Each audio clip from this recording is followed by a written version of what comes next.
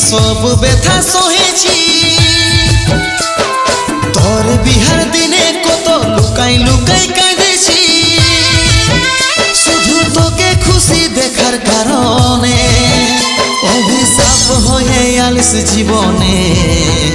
বোধহয় সুখ পাবো আমি মরণে অভিশাপ হয়ে আলিস জীবনে বোধহয় সুখ পাবো আমি মরণে